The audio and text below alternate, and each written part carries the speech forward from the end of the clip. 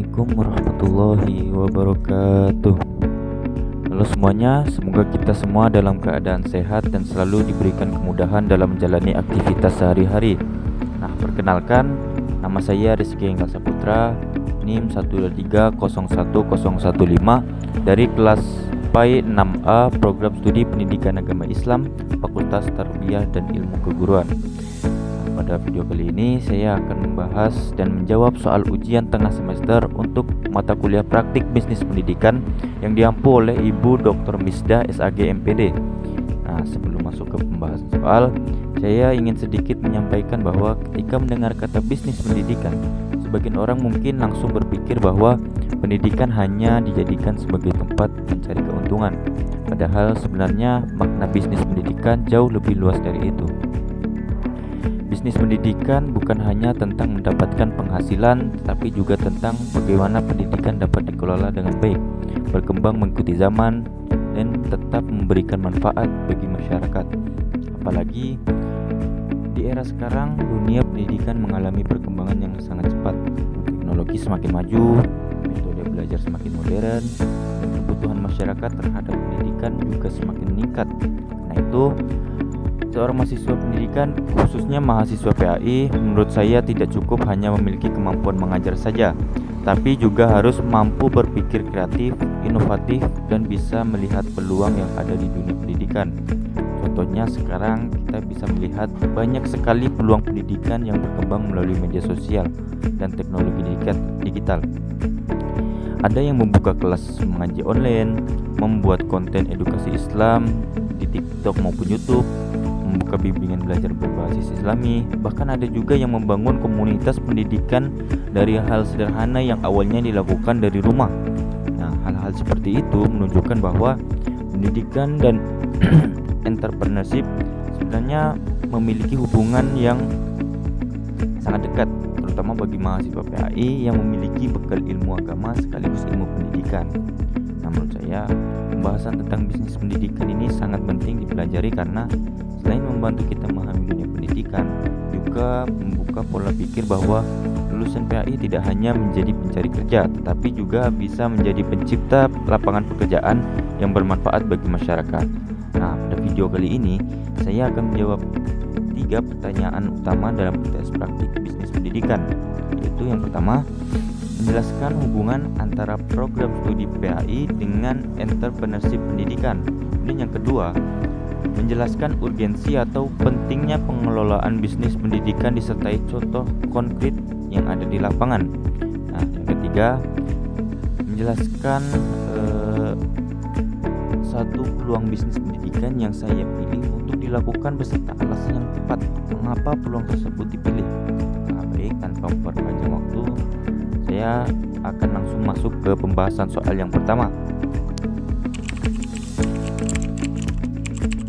Menurut saya, hubungan antara program studi pendidikan agama Islam atau PAI dengan entrepreneurship pendidikan itu sangat erat. Karena selama ini banyak orang mengira lulusan PAI itu nantinya hanya menjadi guru agama saja. Padahal sebenarnya peluang lulusan PAI juga jauh lebih luas dari itu. Kalau jelaskan secara sederhana, entrepreneurship pendidikan itu adalah kemampuan seseorang untuk menciptakan dan mengembangkan usaha di bidang pendidikan. Jadi bukan cuma mengajar di kelas, tapi juga mampu melihat peluang dan membuat inovasi dalam dunia pendidikan.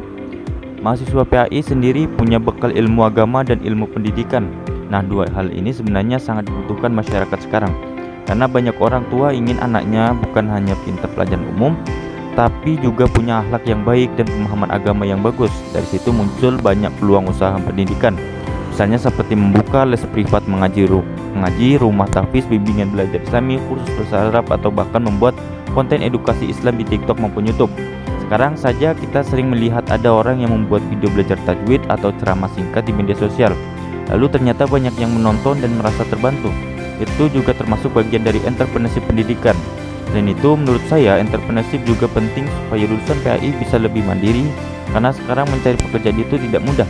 Tidak semua lulusan langsung menjadi ASN atau guru tetap. Jadi mahasiswa PAI juga perlu memiliki kemampuan untuk menciptakan peluang kerja sendiri. Contohnya seperti membuka kelas mengaji online dari rumah. Awalnya mungkin hanya beberapa murid, tapi kalau dikelola dengan baik dan orang-orang merasa cocok, lama-lama bisa berkembang lebih besar. Nah, yang menarik lagi, Entrepreneurship sebenarnya sangat dekat dengan ajaran Islam. Dalam Islam, kita diajarkan untuk bekerja keras, jujur, disiplin, dan amanah. Bahkan Nabi Muhammad SAW juga dikenal sebagai pedagang yang jujur dan sukses.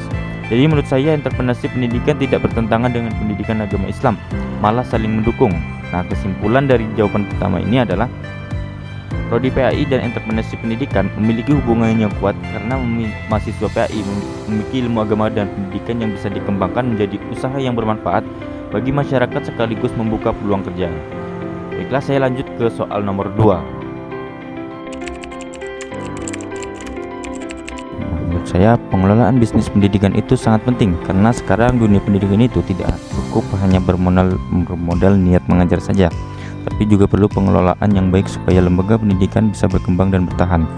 Nah, bisnis pendidikan bukan berarti pendidikan hanya fokus mencari uang, tapi bagaimana sebuah lembaga itu bisa berjalan secara profesional dan memberikan pelayanan yang baik kepada masyarakat.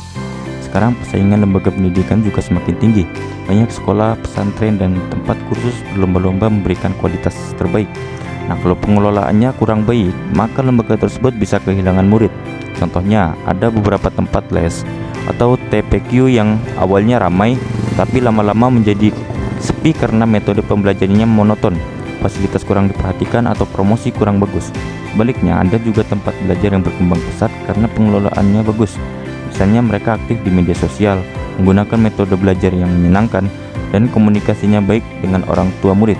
Menurut saya, pengelolaan bisnis pendidikan juga penting untuk meningkatkan kualitas pelayanan pendidikan, karena sekarang orang tua lebih selektif dalam memilih tempat belajar untuk anaknya.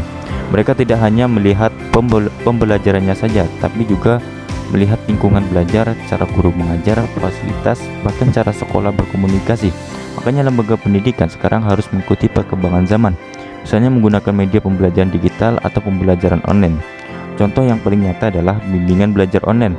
Dulu orang belajar harus datang langsung ke tempat les, tapi sekarang cukup lewat Zoom ataupun Google Meet sudah bisa belajar dari rumah. Selain itu, pengelolaan bisnis pendidikan juga penting supaya lembaga pendidikan terus berkembang dan berinovasi. Misalnya sekarang banyak sekolah Islam yang bukan hanya mengajarkan pelajaran umum dan agama, tapi juga public speaking, entrepreneur, bahkan konten kreator digital. Nah, menurut saya itu membuktikan bahwa pendidikan harus bisa mengikuti kebutuhan zaman. Nah, jadi kesimpulan dari jawaban kedua ini adalah pengelolaan bisnis pendidikan sangat penting karena menentukan kualitas, perkembangan, dan keberlangsungan lembaga pendidikan agar tetap bermanfaat bagi masyarakat.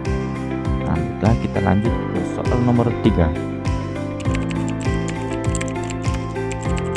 Nah, peluang bisnis pendidikan yang saya pilih adalah membuka bimbingan belajar dan kelas mengaji berbasis online maupun offline. Nah, saya memilih usaha ini karena menurut saya kebutuhan masyarakat terhadap pendidikan tambahan semakin meningkat. Banyak orang tua sibuk bekerja sehingga membutuhkan tempat belajar tambahan untuk anak-anak mereka. Selain itu, sekarang juga banyak orang tua yang khawatir terhadap pengaruh gadget dan media sosial terhadap anak-anak. Karena itu, mereka mencari tempat belajar yang tidak hanya mengajarkan pelajaran sekolah, tapi juga pendidikan agama dan juga akhlak. Nah, menurut saya usaha ini juga cocok dengan jurusan yang saya pelajari, yaitu PAI. Nah, jadi ilmu yang dipelajari di kampus bisa langsung diterapkan di masyarakat. Alasan lainnya karena modal usaha ini tidak terlalu besar, bahkan bisa dimulai dari rumah terlebih dahulu. Misalnya membuka kelas mengaji kecil untuk anak-anak sekitar rumah, membantu PR sekolah, atau mengajarkan hafalan doa sehari-hari. Nah, kalau dijalankan dengan baik, usaha kecil seperti itu lama-lama bisa berkembang menjadi lembaga pendidikan yang lebih besar. Selain itu, sekarang promosi juga lebih mudah karena bisa menggunakan media sosial seperti Instagram, Facebook, ataupun TikTok. Contohnya sekarang banyak tempat les yang terkenal bukan karena punya gedung besar, tapi karena aktif membuat konten edukasi di media sosial.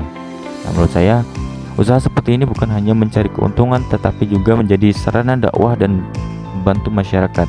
Karena selain mengajar ilmu, kita juga membantu akhlak dan kebiasaan baik pada anak-anak. Nah, jadi kesimpulan dari jawaban ketiga ini adalah peluang bisnis pendidikan berupa bimbingan belajar dan kelas mengaji memiliki peluang yang besar karena sesuai dengan kebutuhan masyarakat, mudah dikembangkan, dan juga sesuai dengan bidang pendidikan agama Islam. Nah, mungkin itu saja jawaban dari saya, kurang lebihnya saya mohon maaf. Wabillahi taufiq wal hidayah. Wassalamualaikum warahmatullahi wabarakatuh.